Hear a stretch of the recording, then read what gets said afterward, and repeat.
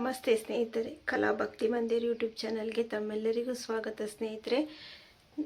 ಇವತ್ತು ಗುರುವಾರ, ಹಾಗಾಗಿ ನಾನಿವತ್ತು ನಾಳೆ ಶುಕ್ರವಾರಕ್ಕೋಸ್ಕರ ದೇವ್ರ ಮನೆಯೆಲ್ಲ ಡೀಪ್ ಕ್ಲೀನಿಂಗ್ ಮಾಡ್ಕೋತಾ ಇದ್ದೀನಿ. ನೋಡಿ ಸ್ನೇಹಿತರೆ, ಈಗೆಲ್ಲ ದೇವ್ರ ಸಾಮಾನೆಲ್ಲ ನೋಡಿ ಇಲ್ಲಿ ಎಲ್ಲ ತೆಗ್ದು ಇಟ್ಕೊಂಡಿದ್ದೀನಿ. ಆಗಲೇ ನಾನು ಎಲ್ಲ ತೆಗ್ದು ರೆಡಿ ಮಾಡಿ ಇಟ್ಟಿದ್ದೀನಿ. ನೋಡಿ ಸ್ನೇಹಿತರೆ, ಎಲ್ಲ ತೆಗ್ದುಬಿಟ್ಟು ಇಟ್ಕೊಂಡಿದ್ದೀನಿ ನಾನು. ಗೊರವನಹಳ್ಳಿ ಮಹಾಲಕ್ಷ್ಮಿ ಫೋಟೋ ಇಟ್ಕೊಂಡಿದ್ನಲ್ವ, ಇದನ್ನು ಎಲ್ಲ ಕ್ಲೀನ್ ಮಾಡ್ಕೋತಾ ಇದ್ದೀನಿ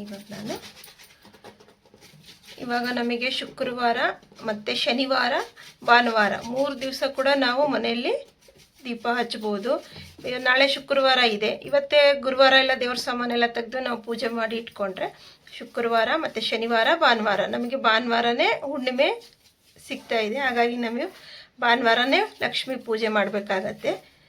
ಹಾಗಾಗಿ ನಾನು ಇವತ್ತೇ ಎಲ್ಲ ಕ್ಲೀನ್ ಮಾಡ್ಕೋತಿದ್ದೀನಿ ಸ್ನೇಹಿತರೆ. ನಾನು ಪ್ರತಿ ವಾರಕ್ಕೊಂದ್ಸರಿ ಪ್ರತಿ ಗುರುವಾರ ಕೂಡ ನಾನು ದೇವ್ರ ಮನೆ ಎಲ್ಲ ತೆಗೆದು ಕ್ಲೀನ್ ಮಾಡಿಕೊಂಡು ಇಟ್ಕೊಂಡಿರ್ತೀನಿ ಸ್ನೇಹಿತರೆ. ನಾನು ಒಬ್ಬೊಬ್ಬರು 15 ದಿವಸಕ್ಕೊಂದ್ಸರಿ ದೇವ್ರ ಮನೆಯೆಲ್ಲ ಕ್ಲೀನ್ ಮಾಡ್ತಾರೆ. ನಾನು ವಾರಕ್ಕೊಂದೇ ಸರಿ ಕ್ಲೀನ್ ಮಾಡ್ಕೋತಾ ಇರ್ತೀನಿ. ವಾರ ಅದೇ ದೀಪದಲ್ಲೇ ನಾವು ಮತ್ತೆ ದೀಪ ಹಚ್ಚಕ್ಕೆ ನನಗೆ ಇಷ್ಟ ಆಗಲ್ಲ.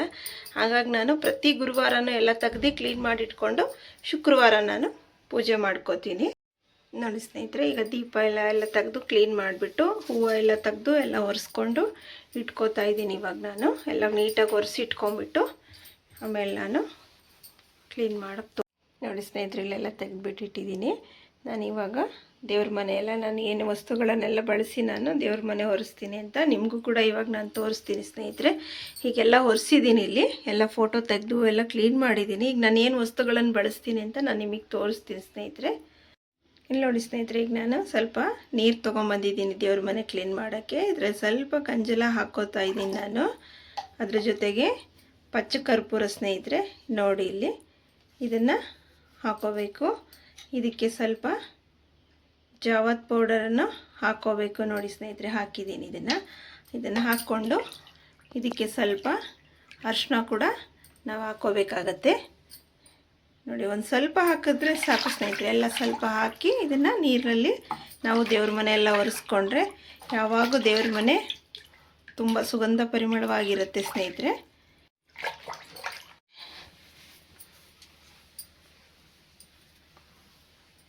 ಇಲ್ಲಿ ನೋಡಿ ಸ್ನೇಹಿತರೆ, ಈಗ ದೇವ್ರ ಮನೆಯೆಲ್ಲ ಒರೆಸ್ಕೋತಾ ಇದ್ದೀನಿ ಫೋಟೋನ.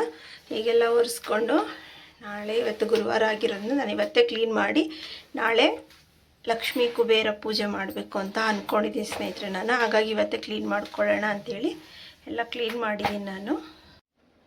ಇಲ್ಲಿ ನೋಡಿ ಸ್ನೇಹಿತರೆ, ಎಲ್ಲ ಕ್ಲೀನ್ ಮಾಡಿದ್ದೀನಿ. ಇವಾಗ ಫೋಟೋ ಎಲ್ಲ ಒರೆಸಿ ರೆಡಿ ಮಾಡಿ ಇಟ್ಕೋತಿದ್ದೀನಿ ನಾನು.